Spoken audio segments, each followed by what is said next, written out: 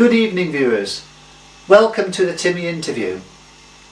As you will see, we are in the studio kitchen tonight and it's jolly cold in here. That's why I've got my hat on again and this striped pullover.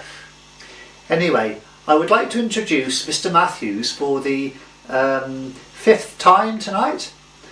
That is a record number of times that someone's appeared on the show. Yeah. Although actually you are the only person who has appeared on the show, so that can't be a record. What about my colleague Katrina? Oh yes, viewers, a while back we had an ice cube on the show. Yeah, that's right, we did. Her name was Katrina Crystal. Anyway, on tonight's show we're going to talk about telephone wake-up alarm calls, which I understand, Mr. Matthews, are very close to your heart. Yes indeed, although I missed mine this morning. How did that come about then? Well, I stayed in the aptly named "We hope to get your telephone alarm wake-up call right, but sorry if we don't" hotel situated in Telephone Street. Anyway, I was going to go to my office garden shed in my allotment this morning, as I normally do at 5:30, to make a cup of tea and draw up an agenda for the day. Look to see how the untrans are going and that sort of thing. But as it happened, did not get up until 9:30. Why was that then? Well, I missed my telephone wake-up alarm call. Did you sleep through it? I must have, although I'm not sure because I was asleep.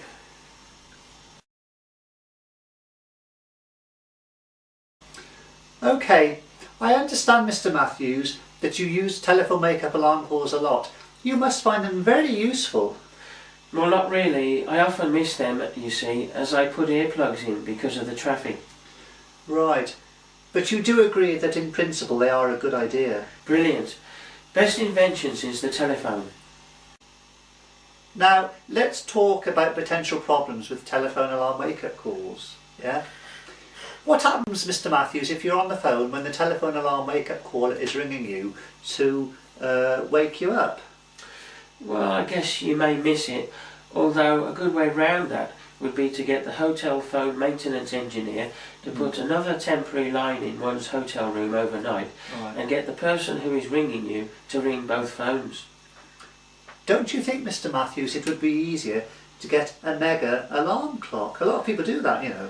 Not really.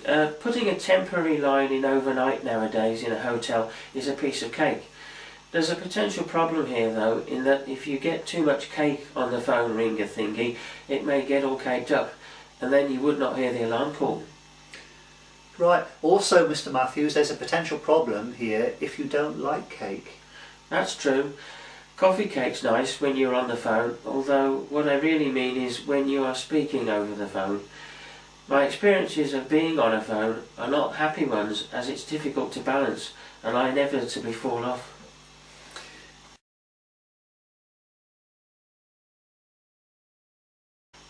Mr. Matthews, what if you are using a dial-up internet connection and you have a wake-up alarm call? You may well miss the alarm call then. That's true, although I guess that you can always keep looking at Big Ben's website to see what the time is. Brilliant. Obviously, Mr. Matthews, you travel a lot in publicising your untrans, and you must stay in lots of hotels. No, I do not stay, because I come from them. How would I be here? That's a good point, viewers, yeah, true. Anyway, when you sleep in a hotel overnight, has the hotel manager ever forgotten to wake you up with a telephone wake-up alarm call? This has happened sometimes, but I've found a way around this. What is that then, Mr. Matthews? Well, I ring him up 5 minutes before my wake-up telephone call is due, and that way, generally speaking, I don't often miss my wake-up alarm call. Fine. What happens if you forget to ring the hotel manager 5 minutes before he is due to ring you? Well, that's easy. I ask him to give me a telephone alarm wake-up call to remind me to ring him, to remind him that he has to ring me up. Right. What about when the clocks go back? Well, I always stay in bed when that happens, as I do when the clocks go forward. Consequently, I have to phone up the hotel manager and cancel my alarm wake-up call 5 minutes before he's due to ring me. Right. What if your phone develops a problem in the night, Mr. Matthews? Difficult one, that. Although my special advisors to my think tank advisory committee know someone who could help me if that happened. Is this person an engineer? No, he's an ice cream seller in Iceland. No, hang on a minute, he's in Finland. Right. Mr. Matthews, what would happen if the 4-minute warning signal happened 3 minutes before your alarm wake-up call was due?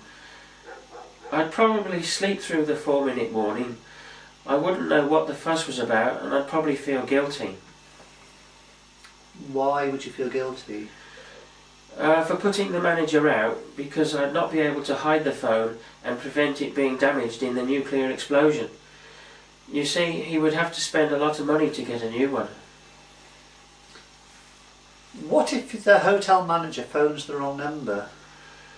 I always contact the local radio station for the area, telling people that if anyone gets a phone wake-up call by mistake for the time specified, then they are to ring me to wake me up.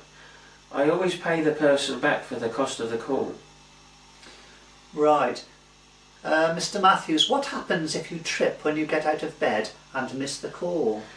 I end up on the floor. Right. Maybe there is a flash of lightning and a crack of thunder when the phone rings. What do you do then? Well, I get onto the weather centre and put in a complaint. Right. That's interesting. Are there any new developments you are aware of, Mr. Matthews, in the science of telephone wake-up alarm calls? Yes, there's one particularly interesting study going on in Bognor where scientists are researching into how telephone alarm wake-up calls can be used to help people get to sleep.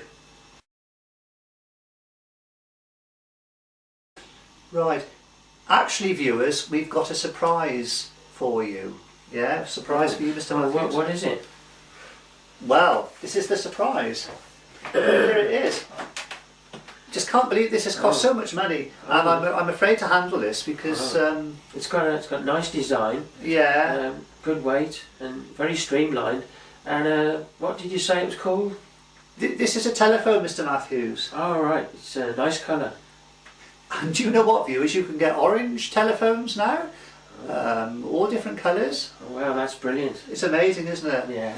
This is modern technology at its best. What will they think of next? Oh, I don't know. Remarkable. Yeah. Well, I don't know what to say. I've learned so much this evening, and it's all down to Mr. Matthews, and it's brilliant. Your M-Trans are going okay? Yeah. Yeah. They're good. We'll have you on the show again. Yeah. In the near future, right, talking about the M-Trans and seeing how they're going. Thank you. This is beautiful. So, good night, viewers. Yeah. Good night. Good night.